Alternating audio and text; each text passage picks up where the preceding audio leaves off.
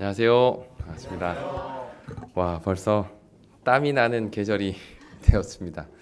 오늘 날씨가 30도 가량 올라간다고 합니다.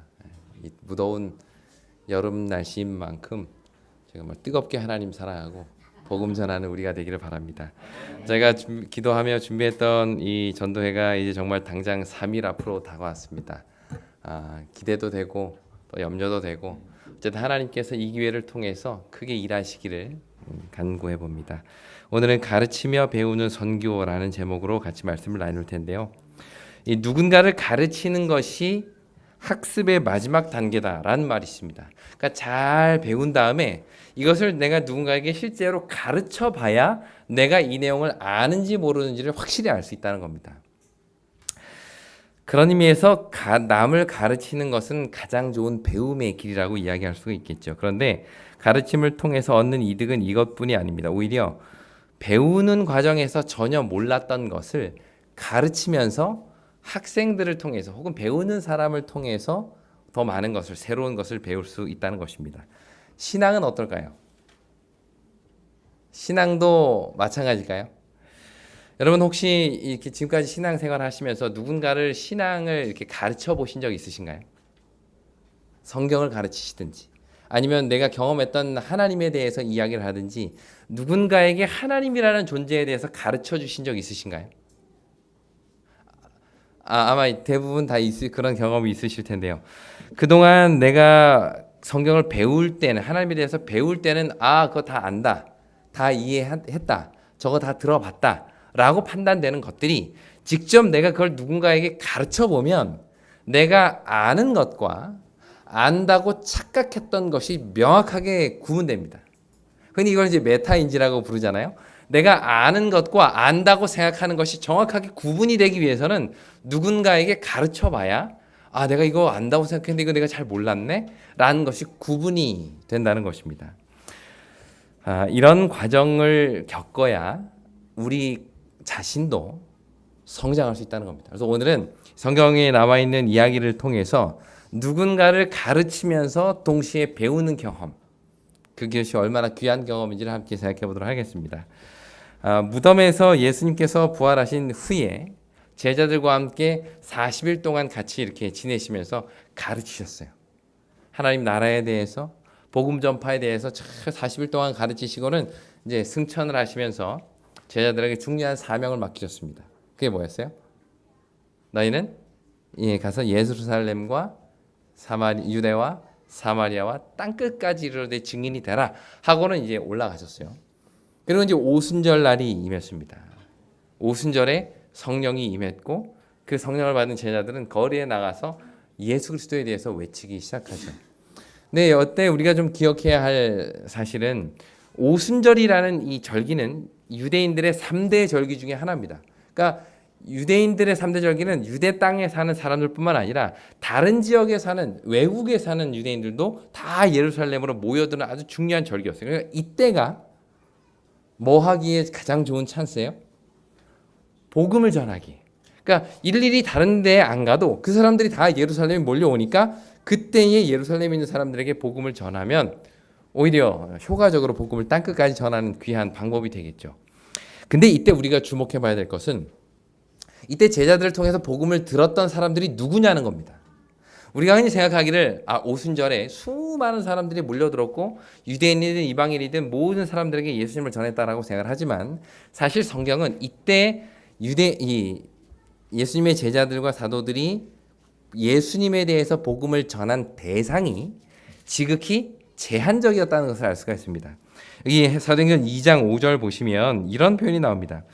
경건한 유대인들이 천하 각국으로부터 와서 예루살렘에 머물렀다. 그러니까 이 오순절에 여러 나라에서 몰려든 사람들, 그때 이제 여러 나라의 방언으로 막 이야기했기 때문에 각 나라 사람들이 다 왔다고 생각을 하지만 사실 여러 지역에 있었던 누가 온 거예요? 유대인들이 온 거예요. 경건한 유대인들이 여러 지역에 흩어져 살다가 거기에서 태어나고 거기서 자라고 그 나라 문화와 그 나라 언어에 익숙했던 유대인들이 예루살렘에 온 것입니다. 그러니까 그들에게 복음을 전한 거예요. 14절 보겠습니다. 2장 14절. 사도행전 2장 14절. 유대인들과 예루살렘에 사는 모든 사람들아 라고 베드로가 설교를 해요. 설교의 대상이 누구예요? 유대인들입니다. 22절에도 보면 이스라엘 사람들아 이 말을 들으라 이렇게 이야기를 합니다. 36절에도 보면 자기의 설교를 듣는 청중을 이스라엘의 온 집이라고 제한을 해요. 자, 여기서 이걸 보면 비록 오순절에 여러 나라 방언으로 복음을 전했지만 그 대상은 다 누구라고요? 유대인이었어요. 유대인. 예수님의 제자들도 복음을 전하는 베드로도 내가 이 복음을 전할 대상은 누구라고 생각한 거예요? 이방인들이 아니라 유대인이라고 그들은 생각을 한 겁니다. 이것은 무엇을 이야기해 주는가? 오순절에 약속된 성령을 받고 정말 기적적으로 방언을 하고 성령을 받고 다른 나라의 언어로 복음을 전했던 그들도 복음이 유대인을 넘어서 이방인들에게까지 전파되어야 된다는 이 복음의 보편성을 온전히 이해하지 못했다는 것을 여기서 보게 됩니다.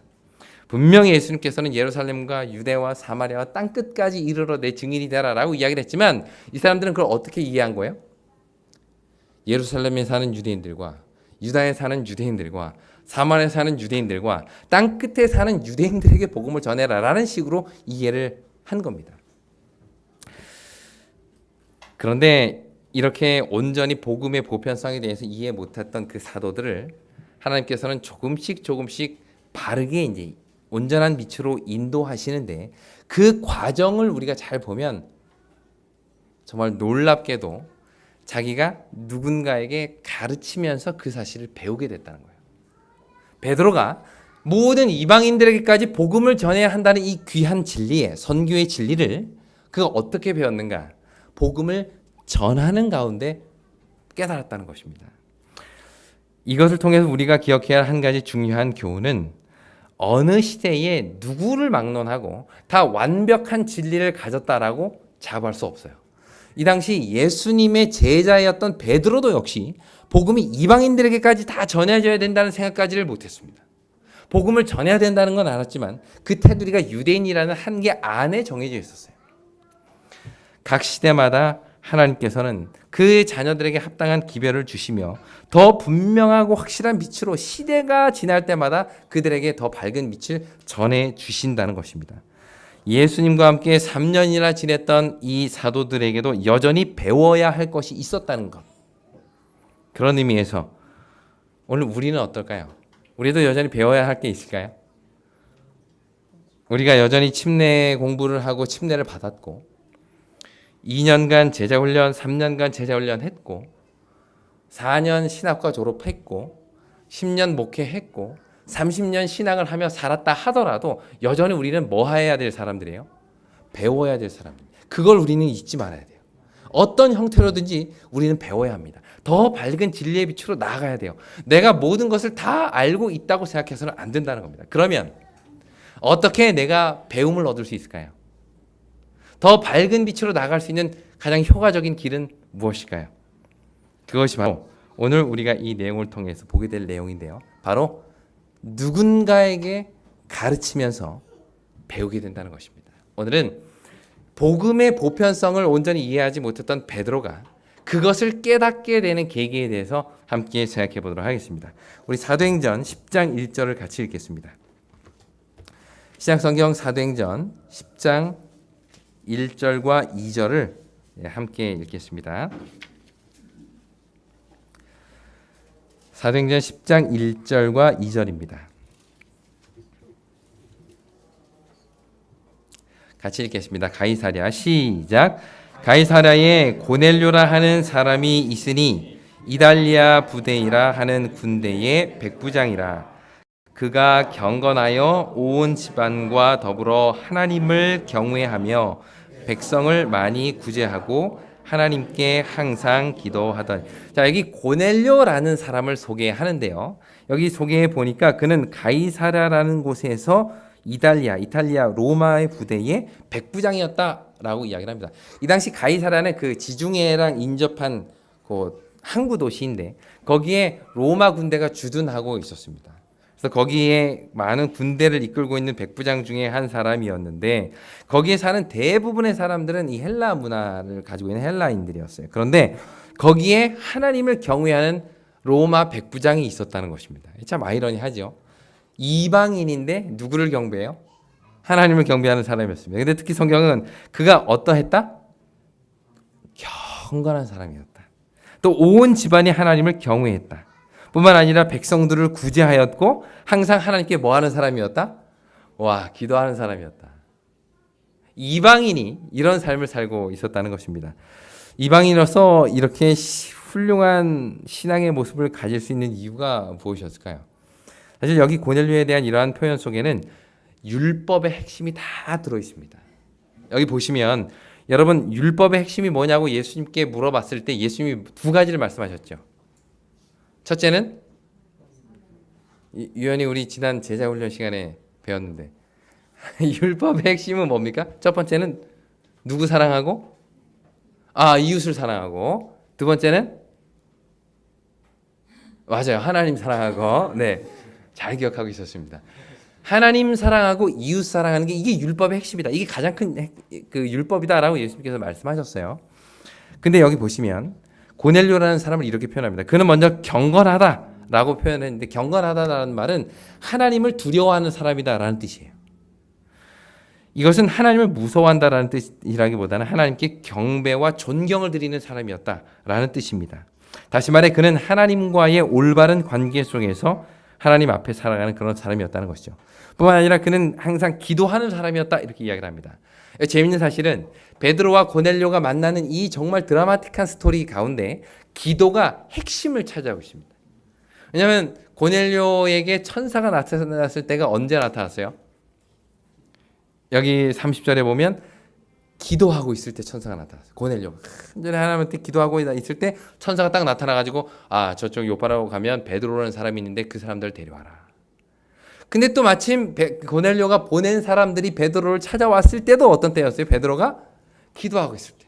그때 막 이상을 보면서 그때 마침 문을 뜬. 이 기도라는 것을 통해서 통로라는 통해서 고넬료와 베드로가 이렇게 만나게 됩니다. 그러니까 이 고넬료라는 사람은 하나님을 두려워할 뿐만 아니라 언제나 기도하는 그런 하나님과의 올바른 관계를 가지고 있는 그런 사람이었어요. 뿐만 아니라 성경은 그에게 이렇게 소개합니다. 그는 많이 구제하는 사람이었다. 그러니까 두 번째 계명, 내 이웃을 내 몸과 같이 사랑하라라는 율법을 몸소 실천하는 사람이 고넬료였다는 것을 알 수가 있습니다. 이렇게 이웃 종교와 문화가 가득한 이방 종교와 문화가 가득한 곳에서 신실하고 경건한 이방인이 어떻게 될 수 있었는지는 잘 모르겠지만 실로 그것은 놀라운 일이 아닐 수 없습니다. 그의 삶을 보면 율법의 두 가지 핵심을 다 이루면서 사는 정말 훌륭한 하나님의 백성이었던 것이죠. 그런 그에게 하나님께서는 진리의 빛을 비춰주시기 원하셨습니다. 근데 그에게 한 가지 부족한 게 있었어요. 하나님을 경외하고 이웃을 사랑하는 이 사람에게 부족한 게 뭐가 있을까요? 율법의 두 가지 핵심을 완벽하게 살아냈던 이 사람 고넬료. 근데 그에게 부족한 게 있었습니다. 그도 배워야 할 게 있었어요. 그게 뭘까요? 그게 바로 예수님입니다. 여기 이 내용을 보시면 이 고넬료가 그리스도인은 아니었던 것 같아요. 그러니까 유대교로 개종한 이방인이었지 그리스도에 대해서는 그는 알지 못했던 것 같습니다. 그래서 베드로가 그에게 와서 전해준 기별의 핵심은 예수 그리스도가 누군지를 알려주는 것이었습니다. 여기 42절과 43절을 보겠습니다. 사도행전 10장 42절과 43절 우리에게 명하사 백성에게 전도하되 하나님이 살아있는 자와 죽은 자의 재판장으로 정하신 자 누구예요? 그가? 예수 그리스도겠죠. 그가 곧 이 사람인 것을 증언하게 하셨고 그에 대하여 모든 선지자도 증언하되 그를 믿는 사람들이 다 그의 이름을 힘입어 죄 사함을 받는다 하였느니라. 지금 누구 이야기하는 거예요? 예수님 이야기하는 거예요. 너가 하나님을 경외하고 온 가족이 하나님을 경외하고 이웃들에게 사랑을 나누는 그런 경건한 삶을 살았던 그지만 그도 역시 배워야 할 게 있었는데 그게 뭐였냐? 바로 예수 그리스도에 대해서 그가 전해 들어야만 했던 것이에요. 그래서 누구를 보내시고? 베드로를 보내시고 베드로를 통해서 자세하게 십자가에 달리신 예수님을 공부하게 된 겁니다. 그러자 44절에 보니까 모인 무리들이 다 성령을 받게 되는 모습을 보게 됩니다. 자, 이 내용을 통해서 우리가 한 가지 기억해야 될 중요한 교훈이 있어요. 그거는 바로 우리 주위에도 누구 같은 사람이 있을까요? 고넬료 같은 사람이 있다는 겁니다. 누군가를 통해서 하나님에 대해서 들었고 자신이 받은 바 빛의 안에서 충실하게 살고 있는 사람들이 분명히 있다는 것이에요. 그런 사람에게 하나님께서는 우리를 통해서 더 밝은 빛을 전해주기를 원하신다는 것입니다. 마치 이 고넬료라는 사람이 유대 땅에서 유대인들이 믿는 하나님에 대해서 배우고 그가 배운 바 빛의 안에서 충실하게 살아갔던 그지만 여전히 그는 누구를 배워야 해요? 예수님을 배워요. 그래서 누구를 보내셨어요? 베드로를 보내신 겁니다. 우리 주위에도 그런 사람들이 있다는 것이에요. 어느 정도의 진리의 빛 가운데 살지만 우리를 통해서 하나님의 자녀들을 통해서 더 밝은 빛 가운데로 인도받기를 기다리는 고넬료가 있다는 겁니다. 우리가 볼 때는 이방인 같고 우리가 볼 때는 우리를 속방하는 로마의 백부장으로서 군인의 장군으로서 아무리 그리스도와 좀 연관이 없을 것 같은 사람도 하나님 보시기에는 정말 훌륭한 영적 잠재력을 가진 리더라는 것이에요. 그런 사람을 찾아내셔서 베드로를 보내셨다는 겁니다. 자, 전도회가 며칠 앞으로 다가왔다고요? 3일 앞으로 다가왔습니다. 이 전도회는 누구를 데려오는 시간이에요? 고넬료를 데려오는 시간입니다. 우리 주변에 고넬료를 데려오는 시간이에요. 물론 우리 마음 같아서는 예수님이 그렇게 하신, 하나님이 그렇게 하신 것처럼 고넬료라는 사람을 콕 집어가지고 저희랑 딱 매칭을 시켜주시면 참 그것만큼 좋은 게 없겠다 싶지만 또 어떻게 했습니까? 그렇게 안 해주시면 우리가 좀 찾아야 되겠죠. 그래서 우리 주변에 마음이 준비된 사람이 분명히 있을 겁니다. 그의 마음 가운데 영적인 허기를 느끼고 뭔가 하나님이라는 존재, 저 경건한 삶, 이웃을 향한 깊은 사랑의 마음을 가지고 살아간 사람들이 있을 거예요. 그들을 하나님께서는 기억하고 계시고 우리를 통해서, 우리의 한마디를 통해서 우리 다음 주에 교회 한번 가보지 않을래? 베이지버거. 저기 뒤에 이제 베이지버거랑 이제 몇 개 남았는데 그 주시면서 한번 초청해 보십시오. 오히려 그것이 우리 주변에 있는 고넬료를 찾아내는 아주 특별한 계기가 될 수 있지 않겠습니까? 하나님께서는 그러한 놀라운 방법을 통해서 사람들을 보다 밝은 빛으로 인도하신다는 것이. 자, 근데 오늘 설교의 핵심은 고넬료가 아닙니다. 자, 이렇게 고넬료를 하나님께서 준비된 고넬료를 베드로를 통해서 만나게 하시고 그에게 예수 그리스도라는 것을 베드로를 통해서 가르쳐 주셨는데 사실은 성경은 이 고넬료라는 사건을 통해서 부각시키고 싶은 건 뭐냐? 고넬료라는 사람이 예수님을 알게 되었다라는 내용보다는 오히려 이 사건을 통해서 누가요? 베드로가 무엇을 배웠다? 복음이 유대인들을 넘어서 모든 민족들에게 전해져야 한다는 것을 깨달았다는 것을 오히려 부각시키고 있어요. 재밌는 사실은 이것을 기준으로 해서 사도행전 그 10장 이후에는 복음이 정말 이방인들에게 전해지는 일들이 벌어지게 됩니다. 다시 말하면 이 고넬료라는 이 10장의 사건은 고넬료 한 사람의 어떤 개종, 한 사람의 신앙의 발견, 그것을 넘어서 그 사건을 통해서 온 초대교회가 복음의 보편성을 깨닫는 놀라운 사건이었어요. 근데 이게 무엇을 통해서 이루어졌느냐?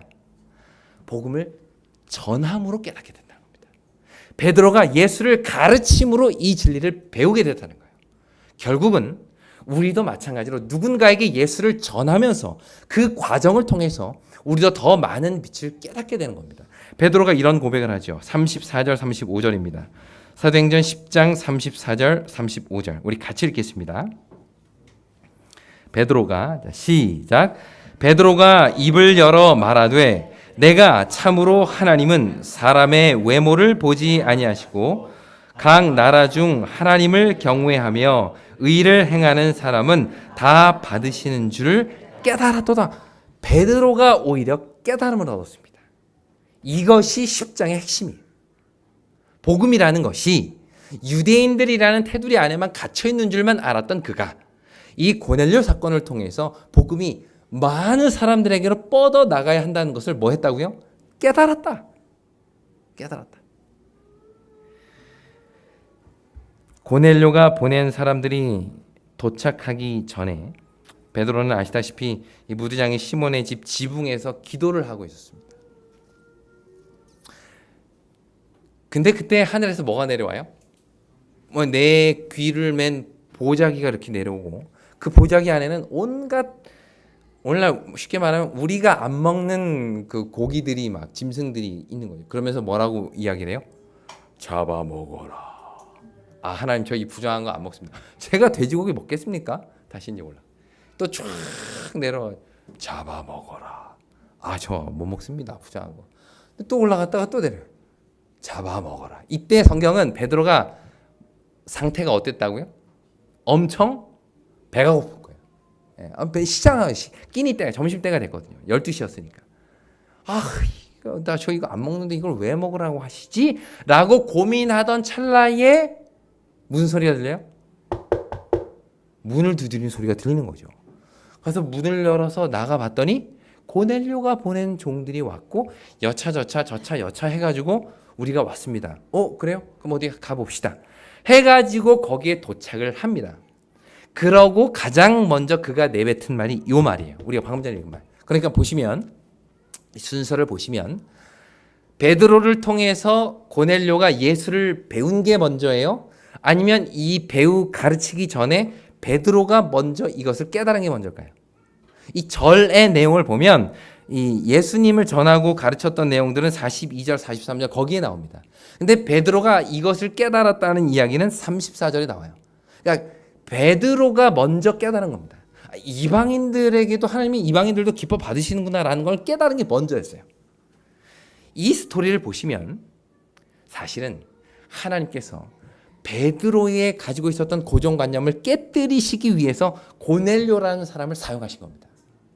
먼저 하늘에서 내려온 이 이상을 통해서 베드로야 아니야. 너의 그 고정관념에 갇혀서 이방인들에게는 복음이 전파될 필요가 없다고 생각했던 그 고정관념을 깨뜨려야 된다라는 것을 3번의 이상을 통해서 알게 하셨고 그것을 고넬료를 통해서 완전히 무너뜨리신 겁니다. 결국 이날 사도행전 10장의 사건은 고넬료 한 사람에게는 예수 그리스도를 발견하는 복음의 순간이었지만 베드로로 대표된 초대교회에게는 복음이 땅 끝까지 전해지는 정말 핵폭탄 같은 사건이 사도행전 10장의 사건이었어요. 그게 어떻게 이루어졌느냐? 바로 가르치면서 배우게 됐다는 것이에요. 예수를 통해서 3년 동안이나 복음을 들었던 이 베드로지만 그렇게 성령을 받고 힘있게 복음을 외쳤던 베드로지만 여전히 배울 게 있었고 그 배움이라는 것은 복음을 전할 때 내가 누군가에게 예수를 가르치러 갈 때에 그러한 깨달음이 그에게 주어지게 되었다는 것입니다. 결국 선교는 배움의 고리가 계속해서 이어지는 것, 그게 선교입니다. 여러분 우리가 성경을 가르치고 예수를 가르치는 것, 이것은 잘 한번 경험해 보십시오. 본인이 배우는 시간입니다. 성경을 가르치면서 내가 배우고 가르침을 받는 사람을 통해서 내가 배우고 그 사람이 변화되는 모습을 통해서 살아계신 하나님을 느끼고 가르치는 삶을 통해서 내 삶이 변화되는 것을 통해서 내가 변화되는 것, 그게 선교예요. 베드로가 변화됐습니다. 고넬료가 변화되기 이전에 베드로가 변화됐어요. 이것이 오늘날 우리가 누군가에게 복음을 전해야 되는 이유라는 것입니다. 그래서 우리는 이번 전도회가 예수님을 전혀 알지 못하는 사람들에게 예수를 전하는 귀한 기회임과 동시에 우리가 배우는 시간입니다. 살아 역사하시는 하나님, 오늘 우리가 아직 알지 못하고 깨닫지 못했던 그 하나님의 모습을 내가 더 깊이 깨닫는 시간이 이번 한 주간이 되기를 간절히 바랍니다. 베드로의 고백, 야 내가 하나님의 그러한 생각이 있는 줄을 내가 몰랐는데 새로운 모습을 내가 깨달았노라 라는 그 깨달음이 이번 일주일의 기간을 통해서 우리 모두에게 있게 되기를 간절히 바랍니다. 가르치면서 배우는 기간이 전도의 기간입니다. 우리 주위에 있는 고넬료를 깨워서 교회로 데려오시고 그를 통하여 우리가 배움으로 우리 모두가 하나님께 더 가까이 나아가는 한 주가 되기를 바라면서 오늘 말씀을 마치겠습니다.